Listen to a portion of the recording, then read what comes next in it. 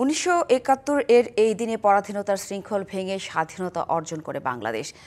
দেশজুড়ে জাতির শ্রেষ্ঠ সন্তানদের প্রতি শ্রদ্ধা জানানোর পাশাপাশি দিবসটি উদযাপন করা হচ্ছে যথাযোগ্য মর্যাদায়।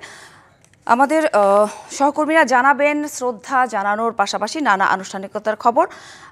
যাব শুরুতেই আমাদের সহকর্মী আছেন খুলনার আমিরুল ইসলামের কাছে।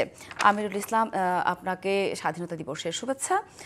জানাবেন দিনব্যাপী কি কি আনুষ্ঠানিকতা রয়েছে আর শ্রদ্ধা নিবেদন জানাতে আসা মানুষজনেরা কি বলছেন?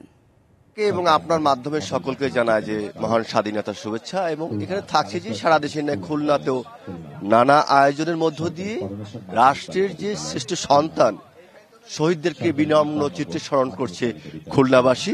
বিশেষ করে সকাল ভোরে বলা যায় যে খুলনাবাসী জড়ো হয়েছিল যে গল্লামারি যে বদ্ধভূমি যে স্মৃতিসৌধে সেই স্মৃতিসৌধে, এবং এখানটায় শুধুমাত্র জড়ো হয়েছিল একটাই উদ্দেশ্য ছিল, সেটা হচ্ছে যে বাংলার শ্রেষ্ঠ সন্তান শহীদদের প্রতি বিনম্র চিত্তে শ্রদ্ধাঞ্জলি নিবেদনের জন্য। এবং এখানটায় সূর্যোদয়ের সঙ্গে সঙ্গেই বিভিন্ন শ্রেণী পেশা মানুষজন শ্রদ্ধাঞ্জলি নিবেদন করেছেন।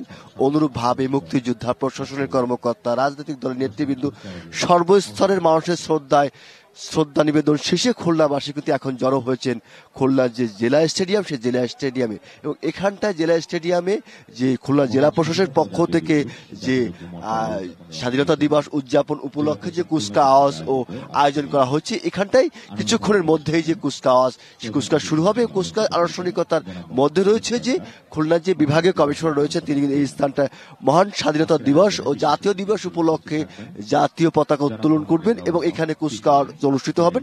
এই কুচকাওয়াজ অনুষ্ঠানের যে সালাম গ্রহণ করবেন খুলনার যে বিভাগীয় কমিশনার রয়েছেন। এখানে প্রশাসনের কর্মকর্তারা যেমন এসেছেন, অনুরূপভাবে যে পুলিশ প্রশাসন এবং থাকছে যে দমকল বাহিনী আনসার সদস্যরা যখন কুচকাওয়াজ অংশ নেবেন, যখন প্রস্তুতি নিচ্ছেন, অনুরূপভাবে এসেছেন যে স্কুলের শিক্ষার্থী যারা রয়েছে তারা কিন্তু এসেছেন কুচকাওয়াজে অংশ নেন। শাইনি চুলে এখন হবে সব হেয়ার স্টাইল সিল্কোর দ্বিগুণ শাইনি চুল প্রতিদিন। যার কোনো যে বলা যায় যে মহান স্বাধীনতা দিবস উপলক্ষে যে খুলনার যে জেলা এসেছে সেখানটা একটা মিলন মেলা খুলনাবাসীর পরিণত হয়েছে।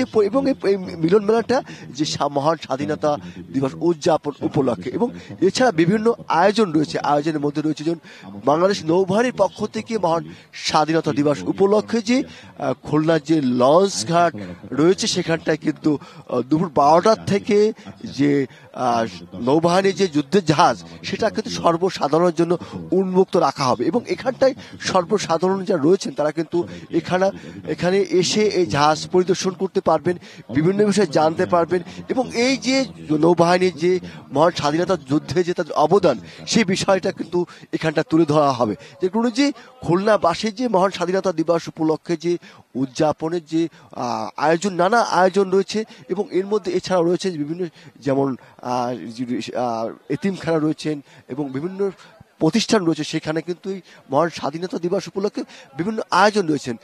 বিশেষ করে খুলনা সিটি কর্পোরেশনের পক্ষ থেকে যে মহান স্বাধীনতা দিবস উপলক্ষে কোমলমতি শিক্ষার্থী যারা রয়েছেন এবং তাদের জন্য যে চিত্রাঙ্কন প্রতিযোগিতা, রচনা প্রতিযোগিতার আয়োজন করা হয়েছে।